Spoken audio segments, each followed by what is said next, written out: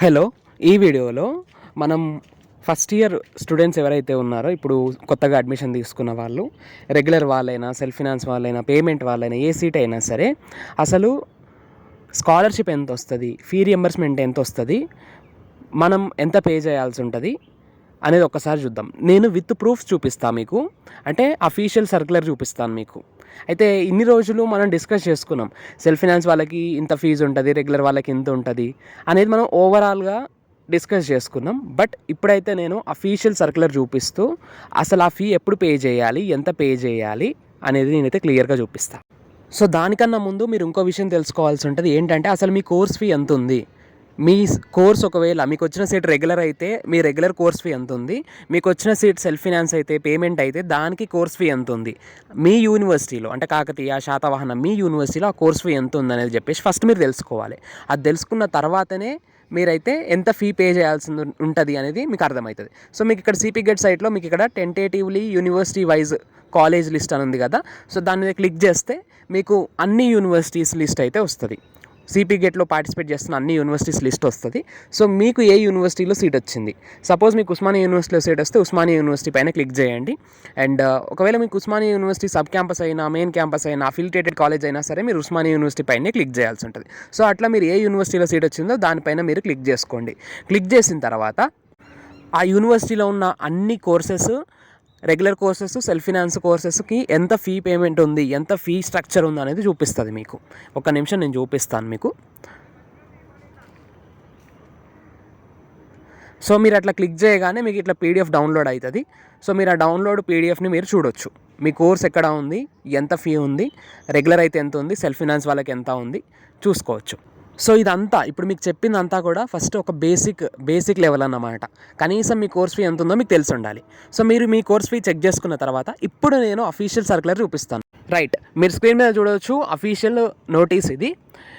అయితే నేను ఒక విషయం చెప్తాను, ఇది ఎక్స్ప్లెయిన్ చేయడానికన్నా ముందు ఒక విషయం చెప్తాను. ఏంటంటే మీరు మొన్న సీట్ వచ్చింది, మీకు ఆన్లైన్ పేమెంట్ చేసుకున్నారు, తర్వాత ఆఫ్లైన్ కౌన్సిలింగ్ అటెండ్ అయ్యారు, ఆఫ్లైన్ రిపోర్టింగ్ చేసుకున్నారు, టీసీ సర్టిఫికేట్స్ సబ్మిట్ చేశారు. తర్వాత మీకు ఫస్ట్ టైం క్లాసులు స్టార్ట్ అవుతాయి. క్లాసెస్ స్టార్ట్ అయిన తర్వాత ఇంటర్నల్స్ అయిపోయిన తర్వాత మీరు సెమిస్టర్ ఎగ్జామ్స్ రాస్తారు. ఫస్ట్ సెమ్ ఎగ్జామ్స్ అయిపోయాక మళ్ళీ సెకండ్ సెమ్ స్టార్ట్ అవుద్ది, మళ్ళీ ఇంటర్నల్స్ జరుగుతాయి, మళ్ళీ సెకండ్ సెమిస్టర్ ఎగ్జామ్స్ కూడా రాసేస్తారు. మనకు తెలుసు పీజీ 2 years ఉంటుంది, ఒక ఇయర్కి 2 semesters ఉంటాయి. సో మీరు ఫస్ట్ సెమ్ సెకండ్ సెమ్ రాశారు కదా. ఇప్పుడు ఫస్ట్ సెమ్ సెకండ్ సెమ్ రాశారంటే ఫస్ట్ ఇయర్ అయిపోయింది. మీరు సెకండ్ ఇయర్కి ఇప్పుడు వెళ్ళాలి. సెకండ్ ఇయర్కి మీరు సీనియర్స్ అవుతారు, సెకండ్ ఇయర్కి వెళ్ళాలి. సెకండ్ ఇయర్కి వెళ్ళాలంటే మీరు ఫస్ట్ ఇయర్ కోర్స్ ఫీ ఏదైతే ఉందో, ఫస్ట్ ఇయర్ కోర్స్ ఫీ అంటే మీకు ఫీ రియంబర్స్మెంట్ రాగా మిగిలిన కోర్స్ ఫీ పైన అమౌంట్ ఏదైతే ఉందో అది మీరు పే చేయాలి. అండ్ అట్లనే ఇప్పుడు మీ ఫస్ట్ ఇయర్ అయిపోయింది కదా, ఫస్ట్ ఇయర్ అయిపోయాక మీరు సెకండ్ ఇయర్కి వెళ్ళాలంటే మీ కోర్స్ అడ్మిషన్ ఏదైతే ఉందో అది రెన్యువల్ చేసుకోవాలన్నమాట. సేమ్ మనం ఈ పాస్ రెన్యువల్ చేసుకుంటాం కదా, సో ఇది కూడా దాదాపు అట్లాంటిదే అన్నమాట. అండ్ ఇక్కడ ఏంటి అంటే మనం first year course fee pay చేయాలి, and at the same time renewal చేసుకోవడానికి కొంత ప్రాసెసింగ్ ఫీ ఉంటుంది, రెన్యువల్ ఫీ అని చెప్పేసి. సో అది కూడా పే చేయాలి. ఇక్కడ మీరు ఫస్ట్ చూస్తే రెగ్యులర్ కోర్స్, సపోజ్ మీది రెగ్యులర్ కోర్స్ అనుకోండి, మీకు స్కాలర్షిప్ వస్తుంది.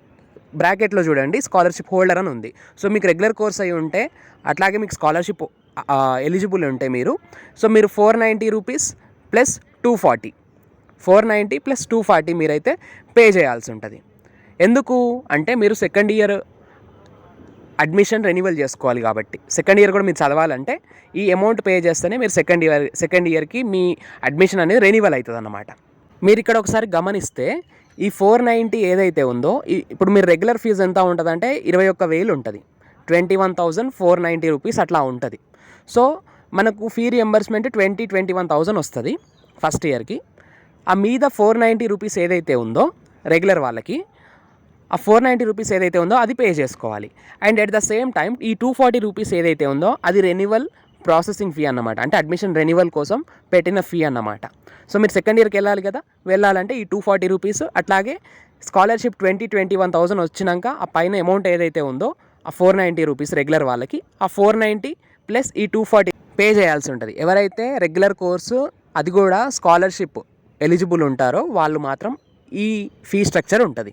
అండ్ ఇంకా రెండోది చూస్తే రెగ్యులర్ కోర్సే కానీ వాళ్ళకు స్కాలర్షిప్ రాదు. నాన్ స్కాలర్షిప్ హోల్డర్స్ వచ్చింది రెగ్యులర్ సీటే, కానీ నాన్ స్కాలర్షిప్ హోల్డర్స్ ఎవరైతే ఉంటారో, స్కాలర్షిప్కి ఎవరైతే ఎలిజిబుల్ కారో వాళ్ళకు కోర్స్ ఫీ ఎంత ఉంటుంది? Same 20,490 rupees. 20,490 రూపీస్ ఉంటుంది. సేమ్ రెగ్యులర్ వాళ్ళలాగానే, అంటే స్కాలర్షిప్ వచ్చే వాళ్ళలాగానే ఈ స్కాలర్షిప్ రాని వాళ్ళకి కూడా అంతే కోర్స్ ఫీజు ఉంటుంది. సో ఈ 20,490 ప్లస్ 240 రూపీస్ పే చేయాలి. ఎందుకంటే వీళ్ళకు ఫీ రియంబర్స్మెంట్ రాదు కదా. ఎందుకు రాదంటే వీళ్ళు ఈ పాస్కి అప్లై చేయకపోవటము, లేదా ఏదైనా డాక్యుమెంట్ లేకపోవడం వల్ల, ఇన్కమ్ సరిగ్గా లేకపోవడం వల్ల, ఇట్లాంటి వాటి వల్ల వీళ్ళకు ఫీ రియంబర్స్మెంట్ రాకపోవడం వల్ల సో ఈ 20,490 రూపీస్ మొత్తం course fee, first year course fee మొత్తం పే చేయాలి.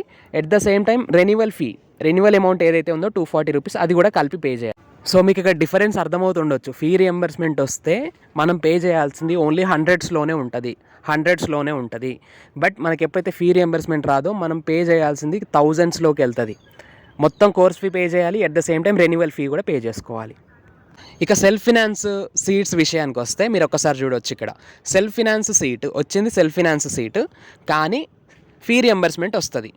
ఎట్లా అంటే మనకు ర్యాంక్ ఎక్కువ ఉండటం వల్ల, లేదంటే మన కేటగిరీ సీట్స్ ఫిల్ అయిపోవటం వల్ల మనకైతే ర్యాంక్ ఎక్కువగా ఉంటే రెగ్యులర్ సీట్ రానప్పుడు మనకు సెల్ఫ్ ఫినాన్స్ సీట్ అలాట్ చేస్తారు. సో ఈ సెల్ఫ్ ఫినాన్స్ సీట్కి ఫీ స్ట్రక్చర్ ఎక్కువ ఉంటుంది. రెగ్యులర్ వాళ్ళకి మీరు చూడొచ్చు పైన 20,490 రూపీస్ ఉంటే సెల్ఫ్ ఫినాన్స్ వాళ్ళకి 35,000 ఉంటుంది course fee. So 35,000 course fee ఉంటే ఆ 35,000లో 20,000 ఫీ రియంబర్స్మెంట్ వస్తుంది. ఇక్కడ చూడొచ్చు మీరు, self finance course scholarship holder, so వీళ్ళు స్కాలర్షిప్కి ఎలిజిబుల్.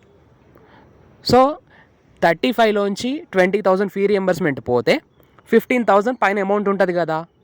సో ఆ 15,000 పే చేయాలి. ప్లస్ రెన్యువల్ కోసం, అంటే మీరు సెకండ్ ఇయర్ చదువుకోవాలి కదా. సో సెకండ్ ఇయర్ చదువుకోవాలి అంటే మళ్ళీ ఈ కోర్సు రెన్యువల్ ఫీ ఏదైతే ఉందో అది కూడా కలిపి పే చేయాలి. సో అది. And self finance non scholarship holder వీళ్ళు ఎవరైతే పేరెంట్స్ గవర్నమెంట్ జాబ్ హోల్డర్స్ ఉంటారో, సపోజ్ నేను ఉన్నాను, మా పేరెంట్ గవర్నమెంట్ జాబ్ హోల్డర్ ఉన్నారు. సో నాకు స్కాలర్షిప్ రాదు కాబట్టి నేను కోర్స్ ఫీ మొత్తం పే చేసుకోవాలి. నాకు రియంబర్స్మెంట్ రాదు కాబట్టి నా కోర్స్ ఫీ 35,000 ఉంటే 35,000 నేను పే చేయాలి. 35,000 ప్లస్ 240 రెన్యువల్ ఫీ. సో ఇది మొత్తం పే చేయాలి. సో ఈ ఫీ అంతా ఎక్కడ పే చేయాలి అంటే మనకు ఇట్లా ఒక చెలాన్ నెంబర్ ఇస్తారు, బ్యాంక్ అకౌంట్ నెంబర్. సో ఆ బ్యాంక్ అకౌంట్కి అయితే మనం ఈ అమౌంట్ ఏదైతే ఉందో పే చేయాల్సి ఉంటుంది. కన్ఫ్యూజ్ అవ్వకండి, ఇప్పుడు కాదు మీరు పే చేసేది, ఫస్ట్ ఇయర్లో ఫస్ట్ సెమ్ సెకండ్ సెమ్ అయిపోయినాక ఇది ఉంటుంది అన్నమాట. సో ఇప్పటి వరకు మీరు చూసిందంతా కూడా ఇది సైన్స్ బ్యాక్గ్రౌండ్ వాళ్ళు ఉంటారు కదా, సైన్స్ బ్యాక్గ్రౌండ్లో సీట్ వచ్చిన వాళ్ళు, పీజీలో సీట్ వచ్చిన వాళ్ళు ఎవరైతే ఉంటారో ఆ సైన్స్ కోర్సెస్కి సంబంధించింది. మరి ఆర్ట్స్ వాళ్ళది ఎట్లా ఉంటుంది అంటే, సైన్స్ వాళ్ళకైతే రెగ్యులర్ కోర్స్ ఫీ 20,000 ఉంటుంది, సెల్ఫ్ ఫినాన్స్ 35,000 ఉంటుంది. అదే ఆర్ట్స్ వాళ్ళకైతే 14,000 రెగ్యులర్ సీట్కి ఉంటుంది. 14,000 రెగ్యులర్ సీట్ వాళ్ళకు ఉంటుంది ఫీ స్ట్రక్చరు. సెల్ఫ్ ఫినాన్స్ వాళ్ళకి 21,000 ఉంటుంది. మరి వీళ్ళకు ఇద్దరికి ఫీ రియంబర్స్మెంట్ వస్తుంది. ఎవరైతే ఫీ రియంబర్స్మెంట్కి ఎలిజిబుల్ ఉంటారో, ఎవరికైతే స్కాలర్షిప్ వస్తుందో ఇద్దరికి, రెగ్యులర్ వాళ్ళు ఎవరైతే ఎలిజిబుల్ ఉంటారో వాళ్ళకు ఫీ రియంబర్స్మెంట్ వస్తుంది. సెల్ఫ్ ఫినాన్స్లో ఎవరైతే ఎలిజిబుల్ ఉంటారో వాళ్ళకు ఫీ రియంబర్స్మెంట్ వస్తుంది.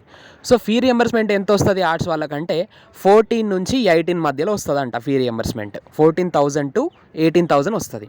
సో రెగ్యులర్ వాళ్ళకి 14,000 చేంజ్ అట్లా ఉంటుంది, 14,240, 14,480 ఏమో ఉంటుంది. సో 14,000 స్కాలర్షిప్ వస్తే ఈ రిమైనింగ్ పైన అమౌంట్ ఏదైతే ఉందో 400, 500 ఏదైతే ఉందో అది వాళ్ళు పే చేసి ఆ 400, 500 ప్లస్ ఈ 240 రెన్యువల్ ఫీ ఏదైతే ఉందో ఆ రెన్యువల్ ఫీ పే చేసుకోవాలి.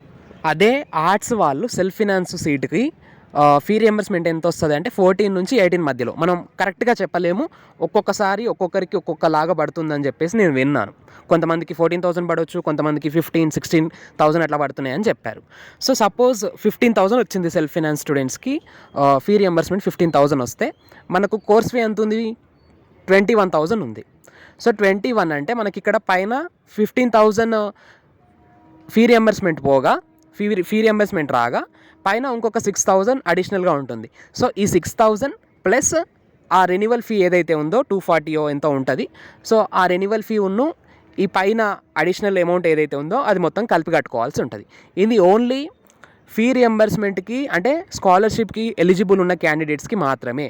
ఎవరికైతే స్కాలర్షిప్ రాదో వాళ్ళు మొత్తం కోర్స్ ఫీ, రెగ్యులర్ వాళ్ళైనా సరే వాళ్ళకు ఫీ రియంబర్స్మెంట్ రాకపోతే మొత్తం కోర్స్ ఫీ పే చేయాలి. ఈవెన్ సెల్ఫ్ ఫినాన్స్ వాళ్ళైనా కూడా మొత్తం కోర్స్ ఫీ పే చేయాలి ఎప్పుడైతే వాళ్ళకు స్కాలర్షిప్కి ఇన్ఎలిజిబుల్ ఉంటారో. సో ఇదన్నమాట మొత్తానికి ఫీ స్ట్రక్చర్. ఇక్కడ ఇంకో విషయం ఏంటంటే మీరు కన్ఫ్యూజ్ అవ్వకండి. ఇప్పుడు నేను చెప్పిన విషయం మొత్తం కూడా ఆర్ట్స్ వాళ్ళైనా సైన్స్ వాళ్ళైనా నేను చెప్తుంది ఏంటంటే మీరు ఇప్పుడు ఈ అమౌంట్ పే చేయాల్సిన అవసరం లేదు. నేను ముందస్తుగానే మీకు ఇన్ఫర్మేషన్ ఇస్తున్నా ఏంటంటే మీరు రేపు ఫస్ట్ ఇయర్ అయిపోయిన తర్వాతనే ఈ అమౌంట్ పే చేయాలి. ఎందుకు ఇన్ఫర్మేషన్ ఇస్తున్నానంటే రేపు మీరు అడ్మిషన్ తీసుకున్న తర్వాత జాయిన్ అయిన తర్వాత రేపు అమౌంట్ ఇంత పే చేయాలి అంత పే చేయాలంటే మీరు షాక్ అవుతారన్నమాట. సో అట్లా మీరు షాక్ కాకూడదనే నేను ముందుగానే ఇన్ఫర్మేషన్ ఇస్తా ఉన్నా. అండ్ వీడియో అర్థం కాకపోతే మళ్ళీ ఒకసారి వినండి, చూడండి. అంతేగాని మళ్ళీ డౌట్స్ అడగకండి. ఇందులో రెగ్యులర్ వాళ్ళు ఎంత పే చేయాలి, సెల్ఫ్ ఫినాన్స్ వాళ్ళు ఎంత పే చేయాలి, ఈ డౌట్స్ మళ్ళీ అడగకండి. నేను క్లియర్గా ఇన్ఫర్మేషన్ ఇచ్చిన, అర్థం కాకపోతే మళ్ళీ ఒకసారి చెక్ చేసుకోండి. And that's all for now. Thanks for watching. Stay tune to our channel Science feeds.